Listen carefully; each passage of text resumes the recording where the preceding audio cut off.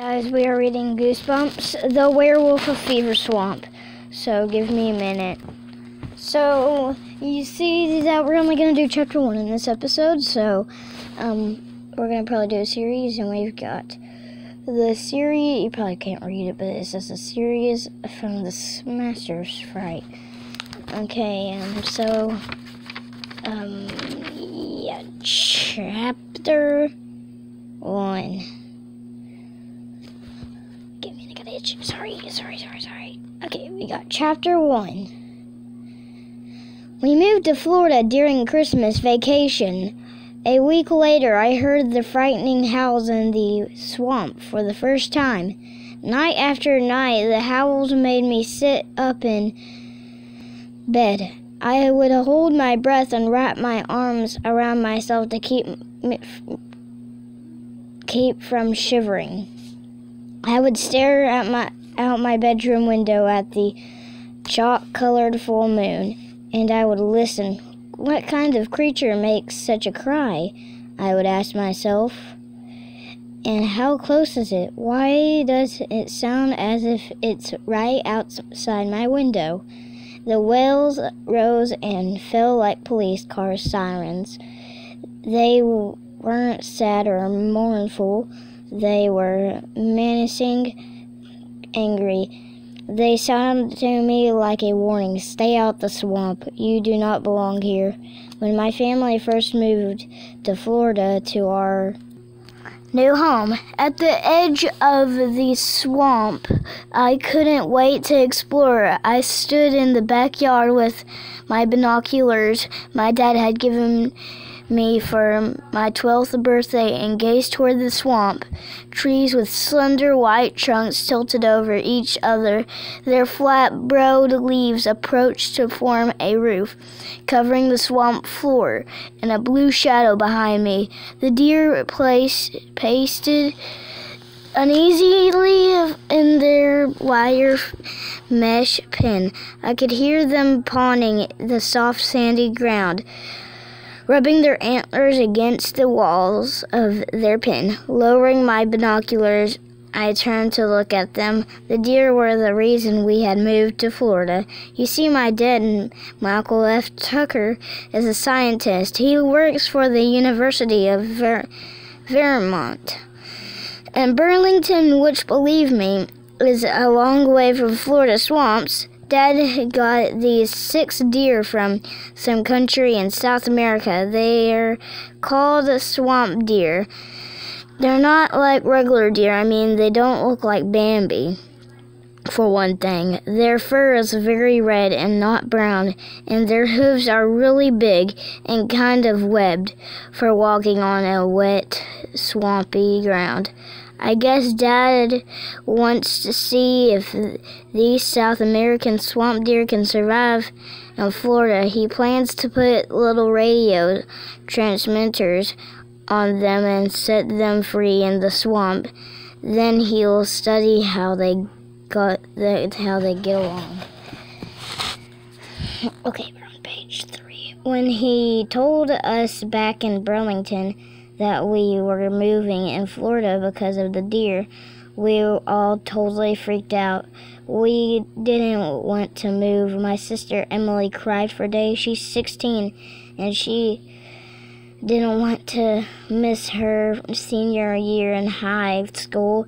I didn't want to leave my friends either, but Dad quickly got Mom on his side. Mom is a scientist too. She and Dad work together a lot in projects.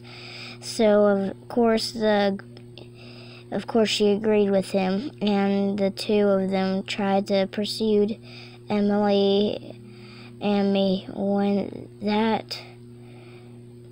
This was the chance of a lifetime, that it was going to be really exciting, an adventure we'd never forget. So here we were living in a little white house in the neighborhood. 4 or 5 other little white houses. We had 6 weird-looking red deer penned up behind the house. The hot Florida sun was beaming down, and an endless swamp stretches beyond our flat, grassy backyard. I turned away from the deer and raised the binoculars to my face. Oh, I cried out as two dark eyes seemed to be staring back at me. I pulled the binoculars away and squinted. A large white bird on two long spindly legs. It's a crane, Emily said. I hadn't realized Emily had stepped up beside me. She was wearing a sleeveless white t-shirt and red dimmed. She looks a lot like a crane. The bird turned and began high-stepping toward the swamp. Let's follow it, I said. Emily made her pouting face an expression we'd all seen a lot since moving down here. No way, it's too hot. Oh, come on, I tugged her skinny arm.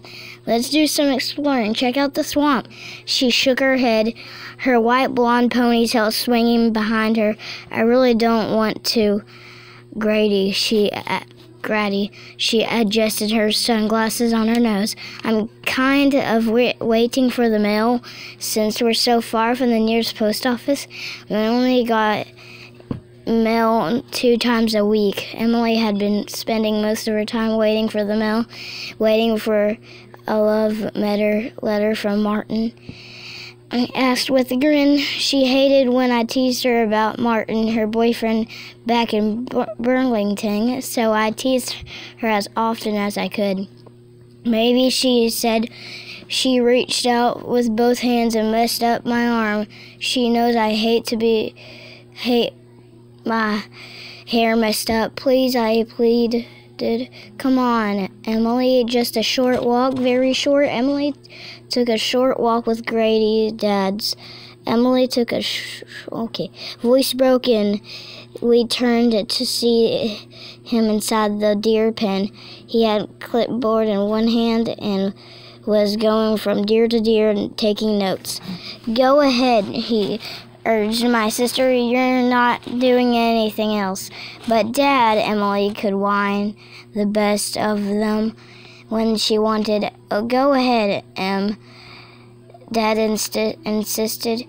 It will more interesting than standing around and he arguing with him. Emily pushed the sunglasses up again. They kept slipping down her nose. Well, great, I cried. I was really excited. I'd never been in a real swamp before. Let's go. I grabbed my sister's hand and pulled Emily reluctantly and followed a fretful expression on her face. I have a bad feeling about this, she murmured, my shadows slanting behind me. I had hurried toward the low, tilting trees. Emily, what could go wrong? I asked. Chapter 2. So, guys, we're gonna oh my god, that's so bright. Okay, sorry if I said that. So, guys, next is chapter 2, and they don't have words with it. I would say the word if I could, but we got chapter 2 next, and this is also a school book, so we're probably gonna take a while for this. But so yeah, the Werewolf of Fever Swamp. So we're gonna do the second one soon. Oh, and in the video I'll show you how to make a bookmark. I'm gonna be using this bookmark for books. It's a Foxy from Five Nights at Freddy's. I hope you like it. Bye. Give me a big like. You don't have to. Give me a big subscribe if you don't have to. Bye.